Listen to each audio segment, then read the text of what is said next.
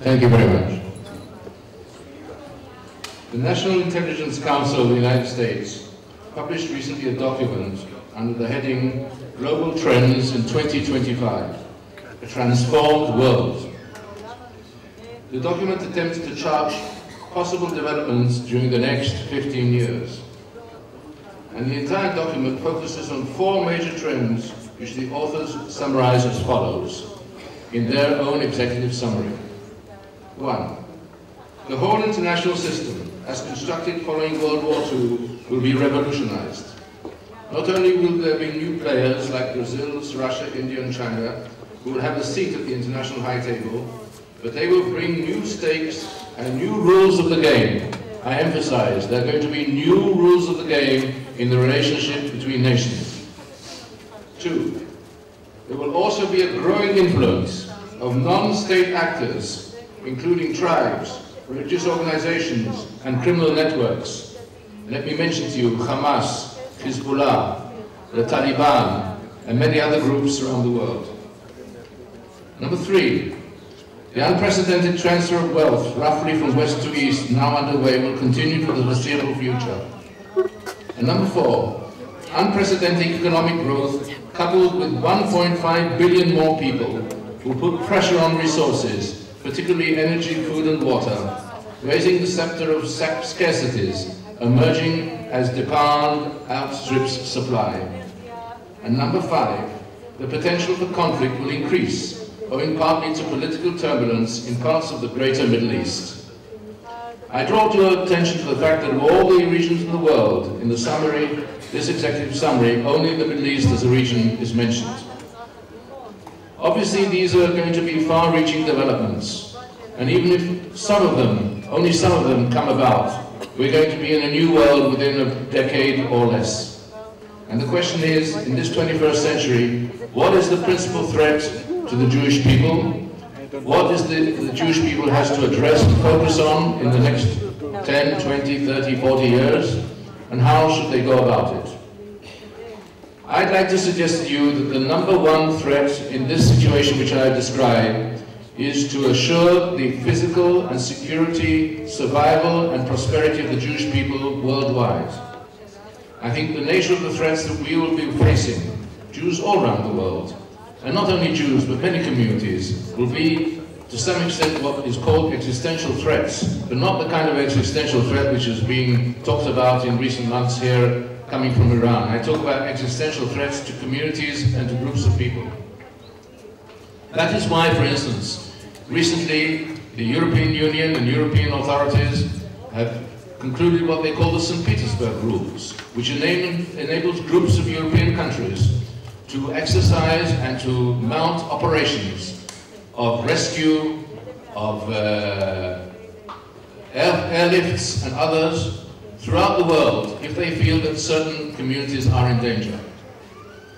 This will probably be one of the tests, the acid tests in the years to come for nations in the world, for free nations in the world. How do they deal with their immediate existential problems in this nature? All the concepts of sovereignty, of territorial sovereignty, are going to undergo a very, very rapid change. All the issues of nationality and nations, as is said in the CIA report, the question of whether non-state actors, tribes and other groups are going to be major actors on the scene, all this is going to come to the fore. And I believe that this is the number 1 acid test for us in the next 10, 20, 30, 40 years, as I said, and we have to prepare for it. And I think that we are really equipped for this. I think rarely have we been better equipped for this than we are today.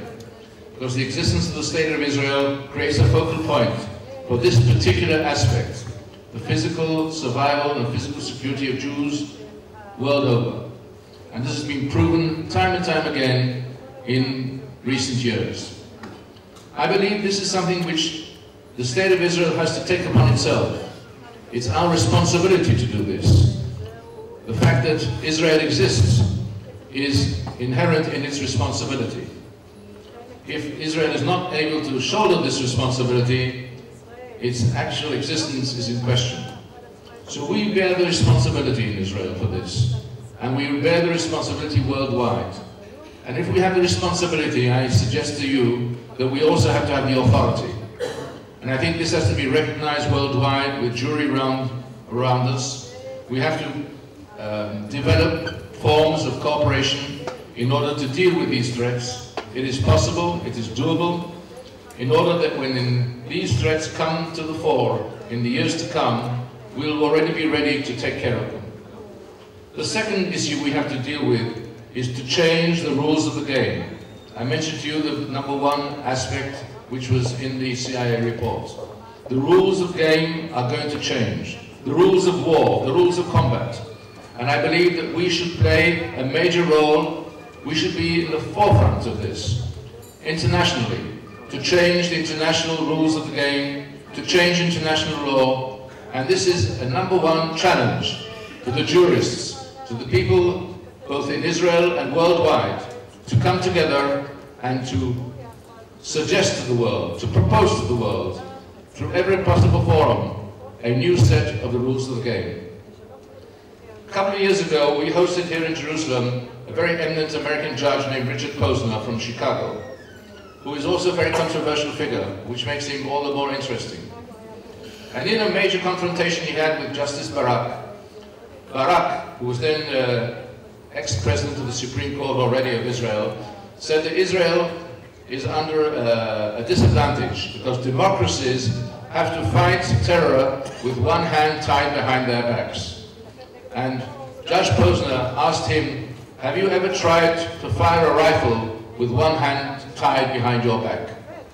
And if you can't fire a rifle with one hand tied behind your back, maybe there are things you cannot do with one hand tied behind your back. This, I think, is a mission for all of us here, and I think, as I said, it's doable, it's a challenge, and if the Jewish capability and the Jewish mind, or as they used to say in the Yiddish words, the Jewish Kopf, cannot produce the results, then we'll have to go back to the drawing board. Thank you.